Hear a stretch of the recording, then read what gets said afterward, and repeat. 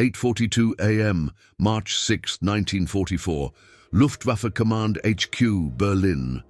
Hermann Göring gripped a classified document, one that would never appear in official records. His hands trembling as he signed Order 847G, a secret directive destined for every German fighter squadron from Norway to Italy within 48 hours. The order, a single paragraph, an admission of something Göring would never state publicly: the Luftwaffe had lost the war. The directive read, effective immediately, all fighter pilots are forbidden from transmitting radio warnings upon sighting American P-51 Mustang formations. Maintain absolute radio silence. Engage only if tactical advantage is certain. Priority: survive to fight another day. 23 words, buried in bureaucratic German. That translated to a stark truth. American engineering had conjured something Nazi Germany simply could not counter. The P-51 Mustang had shattered the Luftwaffe's will. Even before it shattered their aircraft, radio silence wasn't just a tactical order. Radio silence was surrender, disguised as doctrine. But how did it come to this? How did the nation that pioneered fighter aviation in World War I end up ordering its pilots to hide? The answer began 6 months earlier in the California desert at North American Aviation's Inglewood factory. Where American engineers solved a problem German scientists deemed impossible. September 1943.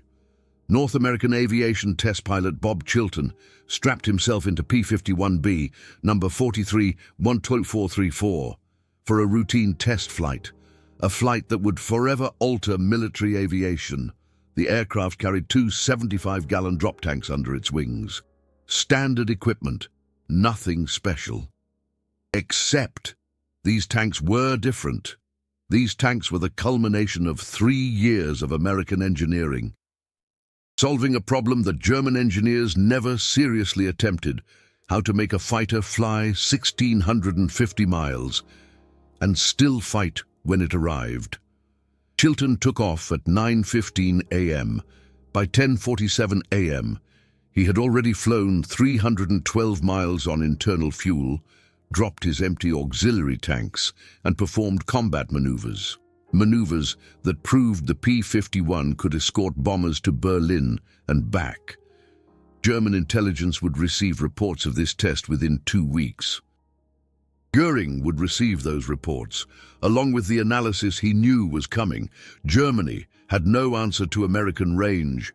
The mathematics destroyed German strategic planning. A Messerschmitt Bf 109 could fly 410 miles on internal fuel. Adding external tanks extended that range to maybe 620 miles. But German drop tank design created so much drag that German fighters became vulnerable targets. The Focke-Wulf FW-190 was even worse. With a combat radius under 500 miles, German doctrine never emphasized long-range fighters because German strategy assumed short wars near German borders. American doctrine assumed the exact opposite. American engineers knew that defeating Germany required bombing German industry. Bombing German industry required bombers flying deep into German territory. Protecting those bombers required fighters that could fly as far as the bombers. Every step in that logic was obvious, but executing that logic required solving problems German engineers considered theoretically impossible. The P-51 Mustang solved those problems through American engineering philosophy. Test everything, measure everything, fix what doesn't work, test again. North American aviation didn't design the perfect long-range fighter. They designed an adaptable fighter and then adapted it until it became perfect for the mission.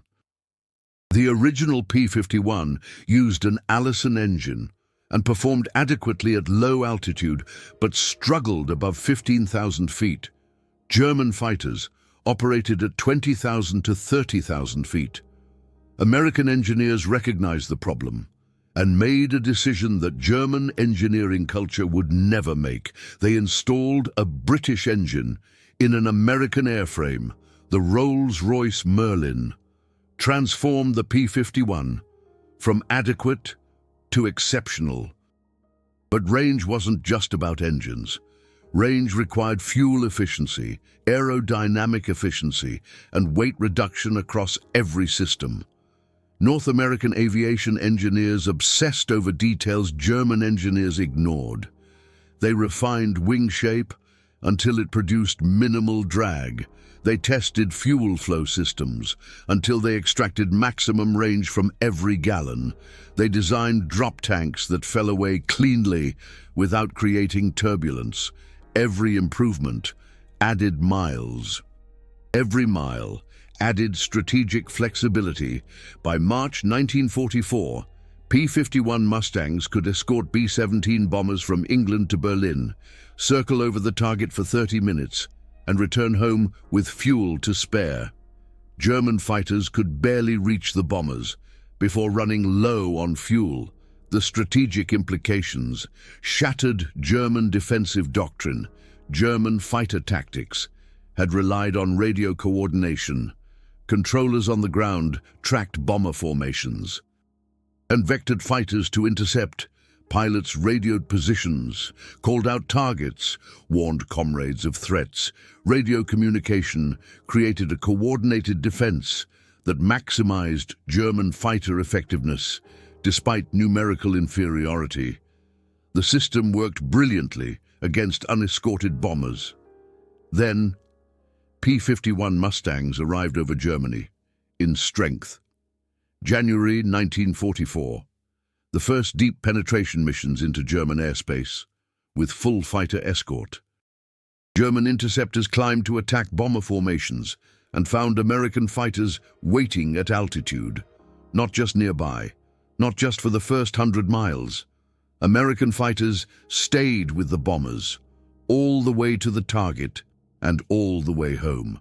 German pilots radioed warnings: Mustangs at 6 o'clock high, brake left, Mustang on your tail, abort attack, too many escorts. Every transmission gave away German positions. American pilots, with better radios, better training, and better situational awareness, used those transmissions to hunt German fighters. Radio communication that once coordinated German defense now painted targets for American hunters. Luftwaffe losses escalated catastrophically. January 1944, 287 fighters lost. February 1944, 355 fighters lost. The first week of March 1944, 89 fighters lost. Germany was losing fighters faster than factories could build them. Worse, Germany was losing experienced pilots faster than training schools could replace them. The Luftwaffe was bleeding to death on the radio frequencies it needed for coordination. Göring faced an impossible choice: continue radio communication and let American fighters track German positions through their transmissions, or order radio silence and destroy the coordination that made German numerical inferiority survivable. With the choice meant defeat. Göring chose radio silence, because radio silence at least preserved pilots to fight another day. Dead pilots couldn't be replaced. Damaged doctrine could be rebuilt if enough pilots survived. But Order 847G wasn't just tactical adaptation. It was psychological collapse, documented in bureaucratic language. The order effectively admitted that German pilots should avoid combat with P-51 Mustangs unless a tactical advantage was absolutely certain. But when does a tactical advantage really exist? Against fighters that outnumber you, outperform you at altitude, and can chase you until you're bone dry of fuel? The honest answer? Never. Göring's order told German pilots to survive rather than fight. That's not strategy. That's retreat. A full-blown retreat. German pilots understood exactly what the order meant. Oberleutnant Franz Stigler, a Luftwaffe ace with 28 confirmed victories, later described reading Order 847G and what it signified. "We knew it was over. An air force that orders radio silence against specific enemy aircraft has admitted that enemy controls the sky. We were no longer hunters. We were prey trying to survive long enough to get back on the ground and hope to see another day." But why were P-51s so much more dangerous than other American fighters? The P-47 Thunderbolt was more heavily armed. The P-38 Lightning had better high-altitude performance. What made the P-51 the aircraft that broke German will? Range, psychological range. A physical range was 650 miles, psychological range, infinite. German pilots could evade P-47s by running deep into German territory. P-47s had to turn back. German pilots could outlast P-38s by staying in combat until American fighters reached their fuel limits. P-38s had to disengage, but P-51s never left. They appeared at the German border. They were still there over Berlin. They chased retreating German fighters all the way back to their airfields. There was nowhere to run, nowhere to hide. No distance too far for American pursuit. That psychological pressure crushed German morale more effectively than bullets ever could. German pilots stopped taking off when they saw P-51s approaching. Base commanders reported pilots claiming mechanical problems just to avoid missions. Some pilots intentionally damaged their own aircraft to justify landing early. The Luftwaffe wasn't losing because American pilots were better. The Luftwaffe was losing because American range made German resistance feel futile. American pilots understood the psychological weapon they carried. Lieutenant Colonel John Meyer, who would finish the war with 24 victories flying P-51s, described the German reaction this way. "They ran. We would spot a German formation climbing to intercept bombers, and they would see us coming.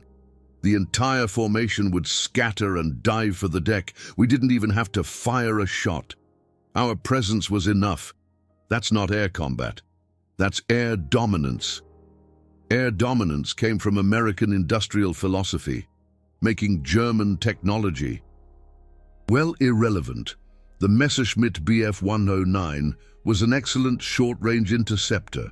The Focke-Wulf FW-190 was an excellent dogfighter. German engineers built exactly what German doctrine requested. But German doctrine never anticipated fighting an enemy with America's industrial capacity to build thousands of long-range fighters and the strategic vision to use them systematically. American strategic thinking didn't start with aircraft design.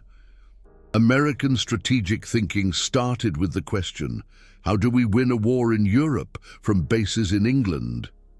Every subsequent decision flowed from that strategic question. Win requires defeating the German military. Defeating the German military requires destroying German industry. Destroying German industry requires bombing deep into Germany. Bombing deep into Germany requires long-range bombers. Protecting long-range bombers requires long-range fighters. Therefore, America needs long-range fighters. German strategic thinking never asked that question, because German strategy assumed quick wars near German borders. Germany designed fighters for short-range defense and tactical support. German fighters were perfect for the war Germany planned. German fighters were irrelevant to the war Germany got. Strategic vision beats tactical excellence every single time. North American aviation delivered 9,149 P-51 Mustangs between 1943 and 1945.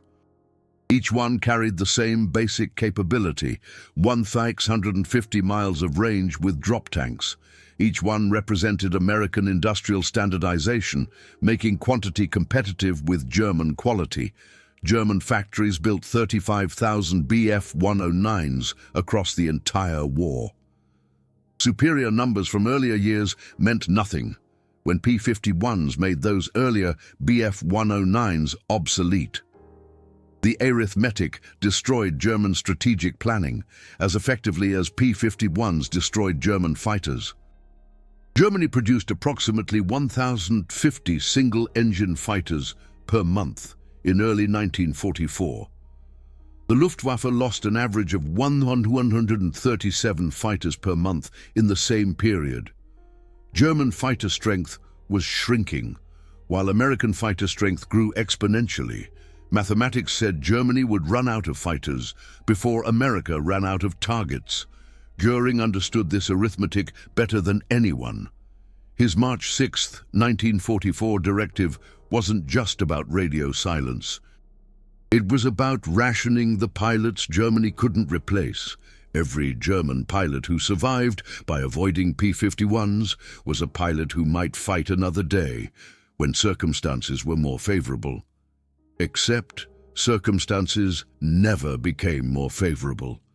Every day brought more P-51s, more American pilots, more bomber missions, more German industry destroyed, fewer German fighters produced. The psychological impact of Order 847G spread beyond fighter pilots. German bomber crews heard that their own fighters were ordered to hide from American fighters. German anti-aircraft crews saw their fighters refusing to engage. German civilians watched American bombers fly overhead in broad daylight, with American fighter escorts circling like they owned the sky. When your own military orders defensive retreat, civilian morale collapses. Germany was losing the war in the air, and everyone could see it happening. American bomber crews felt the difference immediately. Captain Robert Morgan, pilot of the B-17 Memphis Belle, flew missions both before and after P-51s arrived in strength. His comparison reveals the transformation. Before Mustangs, we prayed we would make it to the target and back. After Mustangs, we knew we would make it. German fighters still attacked, but half-heartedly. They would make one pass and break off when Mustangs engaged. Before, they pressed attacks until they killed us or we killed them. After, they attacked like they were checking a box rather than trying to win. That shift from desperate to perfunctory perfectly captured what Order 847G accomplished.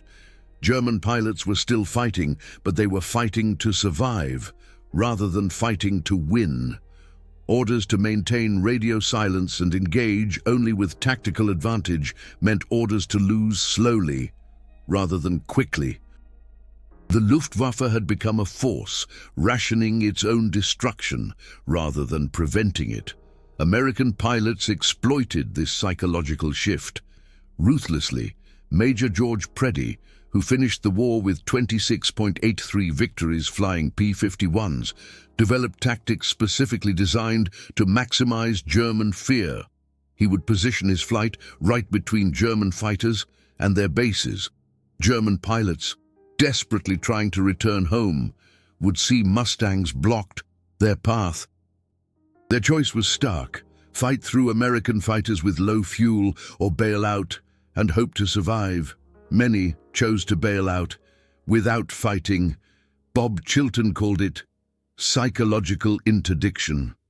That's the moment when you know you've won the air war, when enemy pilots bail out rather than fight through your aircraft to reach home. When enemy commanders order radio silence because radio communication helps you more than it helps them. When enemy doctrine becomes survive to fight another day because surviving today is more important than winning today. But Göring's directive had one additional effect.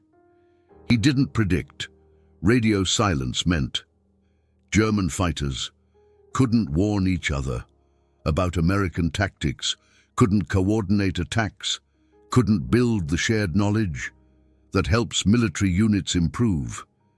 Every German pilot was isolated, learning the same lessons, through the same fatal mistakes. Meanwhile, American pilots were constantly talking, sharing information, developing tactics collectively, building a body of knowledge that made every American pilot more effective. American radio discipline was better than German radio discipline even before Order 847G. American pilots used coded brevity words that conveyed information without revealing details. German pilots used conversational German that told American eavesdroppers everything. After Order 847G, German pilots said nothing and learned nothing, while American pilots built an increasingly sophisticated tactical language. Lieutenant Urban Drew exemplified this collective American learning. On October 7, 1944, Drew encountered two German Me-262 jets, the fastest aircraft in the world, jets that could outrun any American fighter. Drew used tactics developed collectively by American pilots. He didn't chase the jets. He waited near their base and caught them during landing approach when they were slow and vulnerable. Two jets destroyed, using tactics no individual pilot invented, but every American pilot knew because American pilots talked to each other. German pilots flying Me-262s never developed equivalent shared tactics because radio silence meant isolation. The fastest aircraft in the world became vulnerable targets because the pilots flying them couldn't coordinate. Technology without doctrine is just expensive hardware. The Me-262 could have changed the air war if German pilots could have developed and shared tactics for using it. Radio silence killed that possibility before it even started. By June 1944, Order 847G had become Luftwaffe Command HQ gospel. German pilots didn't just maintain radio silence around P-51s. They maintained radio silence around all American fighters because they couldn't always identify P-51s versus P-47s versus P-38s quickly enough. The order meant to preserve German fighters against one American aircraft type ended up degrading German coordination against all American aircraft. Unintended consequences multiplied until the entire defensive system collapsed. German commanders tried to adapt. They developed visual signals, using flares and wing waggling, but visual signals work only when pilots can see each other. Fighter combat happens at high speed, across large distances. Radio enables coordination. When pilots are scattered across 50 miles of sky, visual signals enable coordination only when pilots are within a few hundred yards. The substitute was inadequate, and everyone knew it. Göring issued supplementary directives, trying to refine the radio silence doctrine. Pilots could transmit if under immediate attack. Pilots could transmit if they identified critical targets.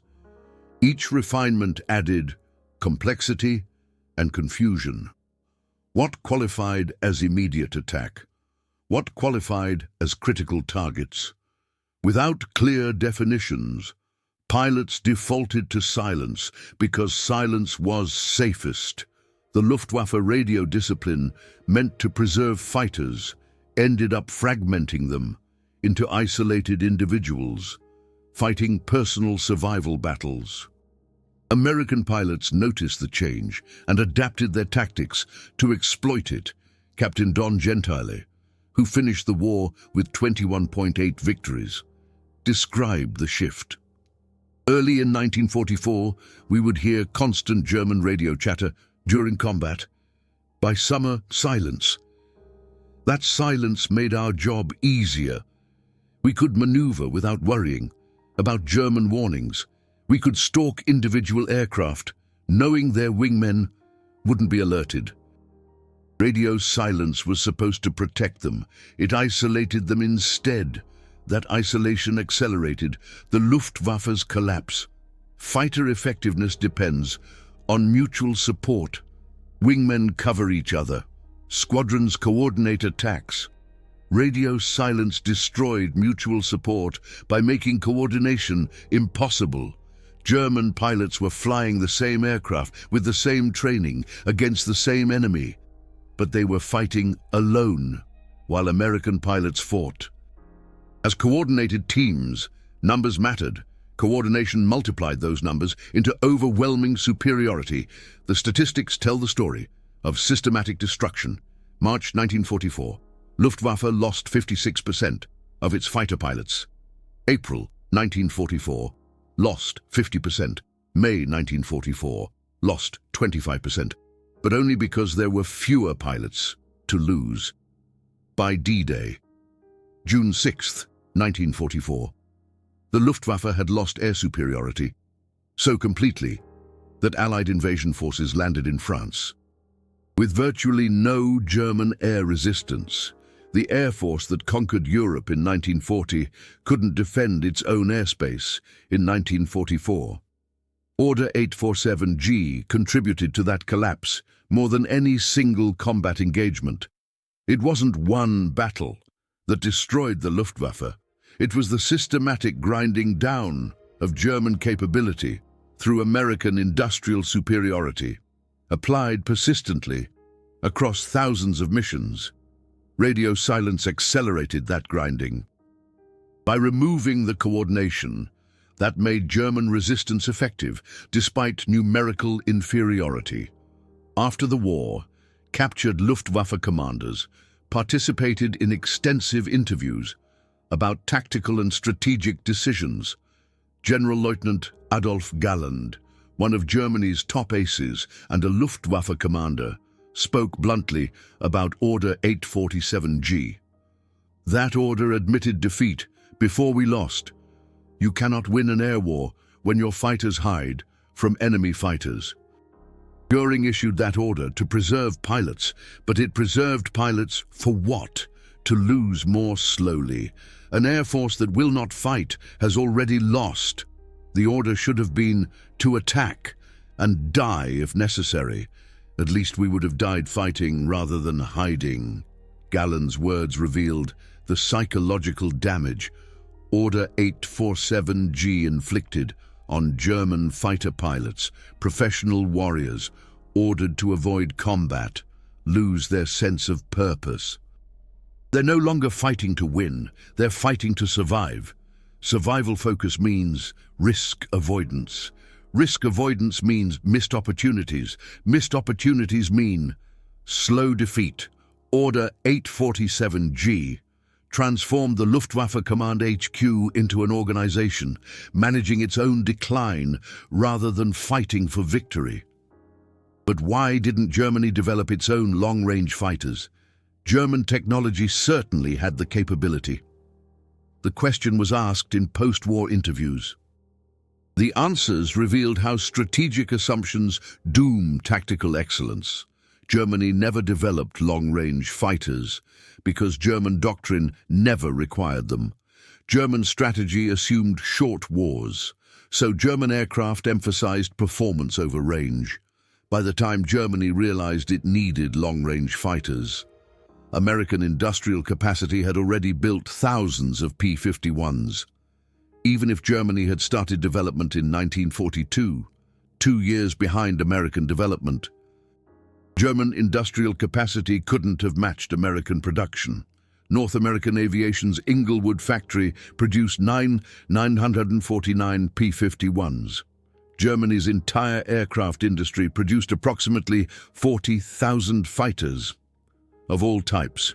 Across the entire war, American industrial capacity to build specialized aircraft in overwhelming numbers made German catch-up impossible. That industrial advantage came from American manufacturing philosophy. Henry Ford pioneered assembly line production that made complex products affordable through standardization and volume. American aircraft manufacturers applied that philosophy to fighters. German aircraft manufacturing remained craft-based, with skilled workers individually fitting parts. German fighters were technically excellent. American fighters were technically adequate, but produced in overwhelming quantity. In total war, adequate and numerous. Beats excellent and scarce. Your grandfather might have been one of those P-51 pilots who read intelligence reports about Order 847G and smiled. Not because German suffering was funny, but because the order confirmed what American pilots already knew. They had won. When the enemy orders its forces to hide from you, victory is no longer uncertain. It's inevitable. It's just a matter of time and persistence. The workers who built those P-51s at North American Aviation's Inglewood factory never saw Order 847G. They never knew that their work broke German will before it broke German aircraft. But they felt it in the letters from pilots. Captain Chad Olson, flying P-51s with the 23rd Fighter Group, wrote to North American Aviation in August 1944. Your airplane doesn't just fight, it dominates. German fighters run when they see us coming. That's not just performance. That's psychological superiority built into the airframe. Thank you for building something that makes them afraid. That letter hung on the factory floor. For the rest of the war, workers would stop to read it during breaks. Michelle Rodriguez, a riveter at Inglewood, later recalled, "We knew we were building fighters, but that letter told us we were building fear. Every rivet I set after reading that letter felt different. I wasn't just assembling an aircraft. I was crushing Nazi morale, one aluminum panel at a time." Multiply Michelle Rodriguez by 13,000 workers at North American Aviation. Multiply that by the understanding that their work wasn't just mechanical, but psychological. That's how America won the war, not just through better weapons, but through understanding that wars are won in the minds of the enemy, before they're won on battlefields. The families waiting at home understood this too, though they didn't have the classified documents to prove it. Ashley Carter's husband flew P-51s with the 4th Fighter Group. He couldn't tell her about combat missions, but his letters between January and May 1944 shifted from tense to confident. "We're winning" became "We've won." Ashley noticed the change before official news confirmed it. The confidence in her husband's letters told her what Order 847G told German pilots. American air superiority was no longer contested. That confidence came home with every P-51 pilot who survived the war. They carried themselves differently than early war pilots. They had fought an enemy that ran from them. They had dominated skies that German propaganda said were impregnable.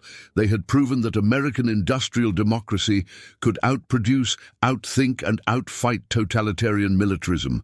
That proof changed how they saw themselves and how America saw itself. Lieutenant Dave Miller flew P-51s with the 332nd Fighter Group, the Tuskegee Airmen. He was part of the first black combat pilots in American military history, fighting not just Nazi racism, but American racism. Miller later described what it meant to fly an aircraft that made German fighters run. The P-51 proved we belonged in that cockpit, not through propaganda, but through results. German pilots didn't care about skin color. When they ran from us, they cared that we flew better aircraft, better than they flew theirs. Combat meritocracy validated what American society wouldn't. We were equal in every way that mattered. The 332nd Fighter Group never lost a bomber they escorted. That perfect record came partly from skill and partly from German pilots avoiding formations, escorted by the distinctive red-tailed P-51s. Order 847G applied even more strictly. When German pilots spotted those red tails, German radio intercepts from May 1944 include transmissions like "Red tail Mustangs at 12 o'clock high, breaking off attack." The Tuskegee Airmen earned their reputation, fighting an enemy that had been ordered to avoid them. That's the complexity of war. that simple narratives miss.